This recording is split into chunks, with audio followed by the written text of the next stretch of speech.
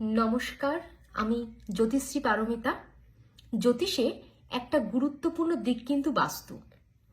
আপনার যদি বাস্তুদোষ থাকে সেক্ষেত্রে কিন্তু আপনি যদি হাজারো স্টোন কবচ পড়েন সেক্ষেত্রে কিন্তু আপনি 100% কিন্তু রেজাল্ট পাবেন না যদি আপনার হরোস্কোপে বাস্তুদোষ থাকে অথবা আপনার বাড়িতে কিন্তু বাস্তুদোষ যদি থাকে।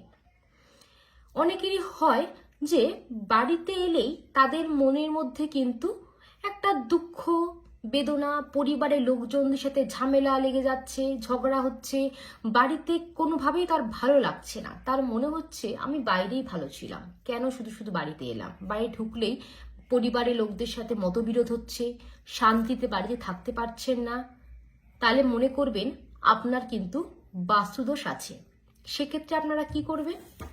আপনারা এই বাস্তু নিরাময় যন্ত্রটা যদি আপনারা প্রত্যেক দিন পুজো করেন সেক্ষেত্রে দেখবে বাস্তু থেকে কিন্তু আপনারা অনেক পজিটিভ ভাইবস পাবেন। বাস্তু যদি আপনার রাশিচক্রে ঠিক থাকে বা আপনার জীবনে যদি বাস্তু ঠিক থাকে, দেখবেন আপনি খুব সহজেই কিন্তু অনেক প্রতিকূলতাকে জয় করতে পারছেন। আপনার পরিবার কিন্তু সুখে সমৃদ্ধিতে কিন্তু ভরে উঠবে, পরিবারের লোকজনদের সাথে মতবিরোধ কমে যাবে এবং বাড়িকে আপনার কিন্তু স্বর্গ বলে মনে হবে। আজকে এই পর্যন্তই।